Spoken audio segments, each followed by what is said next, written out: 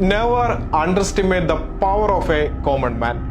ലോക്സഭാ തെരഞ്ഞെടുപ്പ് ഫലം പുറത്തു വന്നതോടെ ധ്രുവ് റാട്ടി എക്സിൽ കുറിച്ച വാചകമാണിത്. ഇതോടെ അദ്ദേഹത്തിന്റെ തന്നെ ഫോട്ടോ വെച്ച് സൈബർ ലോകം ഈ വാചകം ഏറ്റെടുത്തു.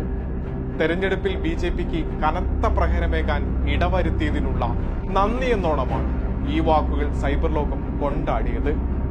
നിമിഷ നേരങ്ങൾ കൊണ്ട് ട്രെൻഡിങ്ങിൽ ഇടം പിടിച്ചത്.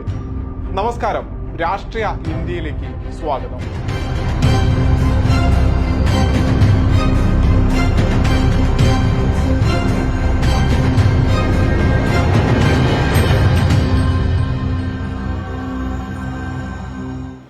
No plans to change, no plans to impress. ഈ വാചകം നമുക്കെല്ലാവർക്കും സുപരിചിതമാണ്. ലിജോ ജോസ് പെല്ലിശ്ശേരി പറഞ്ഞതോടെ മലയാളികൾ ഏറ്റെടുത്ത വാചകം. എന്നാൽ ലോക്സഭാ തെരഞ്ഞെടുപ്പ് കാലത്ത് ധ്രുവിനെ ചേർത്തുവെച്ചാണ് മലയാളികളും രാജ്യം തന്നെയും ഈ ഹിറ്റ് വാക്യം പറഞ്ഞത്. ഇപ്പോഴിതാ BJPയെയും മോദിയെയും വിറപ്പിച്ചതിന്, സംഘപരിവാറിന്റെ കല്ലുവെച്ച നുണകൾ പൊളിച്ചടുക്കിയതിന്, ജനാധിപത്യ ഇന്ത്യക്ക് ആത്മവിശ്വാസമേകുന്ന ജനവിധിക്ക് കാരണക്കാരിൽ ഒരാളായതിന് ഈ യൂട്യൂബറെ സൈബർ സ്പേസ് ഇപ്പോൾ വീണ്ടും നെഞ്ചേറ്റുകയാണ്. രാജ്യത്തിന്റെ ശക്തമായ പ്രതിപക്ഷ ശബ്ദമായി മാറാൻ, രാജ്യത്തെ ജനങ്ങളെ ബോധവാന്മാരാക്കാൻ ഹരിയാന സ്വദേശിയും ഇപ്പോൾ ജർമ്മനിയിൽ താമസിക്കുകയും ചെയ്യുന്ന ഈ 29-കാരന് ഭംഗിയായി കഴിഞ്ഞു. അതിന്റെ തെളിവാണല്ലോ BJPയുടെയും NDA മുന്നണിയുടെയും കൊട്ടിഘോഷിച്ച സ്വപ്നത്തെയും തെരഞ്ഞെടുപ്പ് ഫലത്തെയും മങ്ങലേൽപ്പിക്കാൻ കഴിഞ്ഞു എന്നത്. യൂട്യൂബിൽ 21.6 മില്യൺ സബ്സ്ക്രൈബേഴ്സ് ഉള്ള, രാഷ്ട്രീയ വിശകലനമടക്കം ഇതുവരെ 620-ലധികം വീഡിയോകൾ പങ്കുവെച്ച, ചെയ്യുന്ന വീഡിയോകളെല്ലാം യൂട്യൂബിൽ 10, 20, 30 മില്യൺ വ്യൂസ് അടക്കം കടക്കുന്ന യൂട്യൂബർ ധ്രുവ് റാട്ടി ജനാധിപത്യവാദികളുടെ പ്രതീക്ഷയാണ്. മോദിയെയും കേന്ദ്ര സർക്കാരിനെയും നിരന്തരം വിമർശിച്ചുള്ള നിരവധി വീഡിയോകളാണ് ഈ തെരഞ്ഞെടുപ്പ് കാലത്ത് ധ്രുവ് ചെയ്തത്. ഇതാണോ വിശ്വഗുരു എന്ന തലക്കെട്ടിൽ മോദിയെയും നെഹ്റുവിനെയും താരതമ്യപ്പെടുത്തിയാണ് തെരഞ്ഞെടുപ്പിന് മുൻപ് BJPയെ പ്രതിസന്ധിയിലാക്കിയ ധ്രുവിന്റെ വീഡിയോ.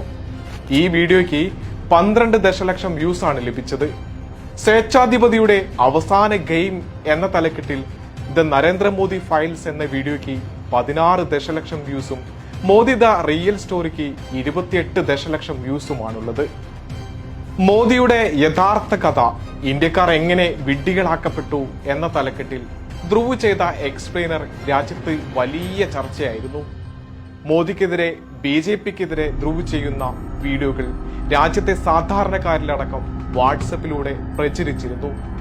അങ്ങനെയാണ് ലോക്സഭാ തെരഞ്ഞെടുപ്പ് നടക്കുന്ന ഘട്ടത്തിൽ പോലും BJPക്കും അവരുടെ IT സെല്ലിനും വലിയ തലവേദനയായി ധ്രുവ് മാറിയത്.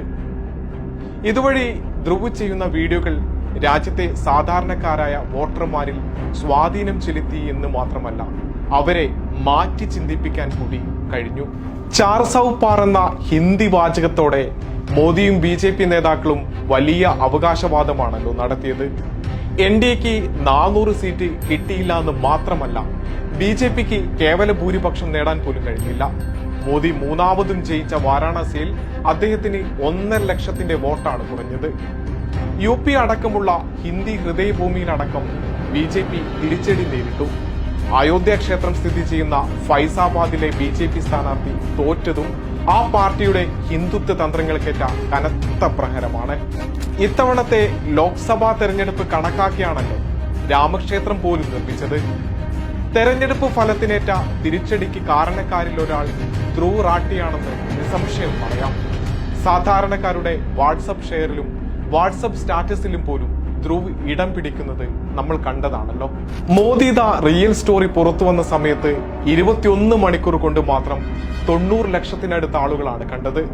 ധ്രുവിന് ലഭിക്കുന്ന സ്വീകാര്യതയാണ് ഇത് തുറന്നു കാട്ടുന്നത്. ഇക്കഴിഞ്ഞ ഏപ്രിൽ മാസത്തിൽ മാത്രം 25 ലക്ഷത്തിലേറെ സബ്സ്ക്രൈബേഴ്സ് ആണ് ധ്രുവിന് യൂട്യൂബിൽ പുതുതായി ലഭിച്ചത്. അതിനുള്ള വ്യക്തമായ തെളിവ് കൂടിയാണിത്.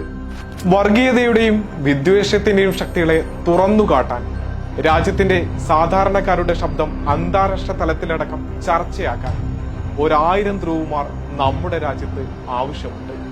അതും never underestimate the power of A common man എന്ന് ഇച്ഛാശക്തിയോടെ തെളിയിക്കാൻ കരുത്തുള്ളവർ.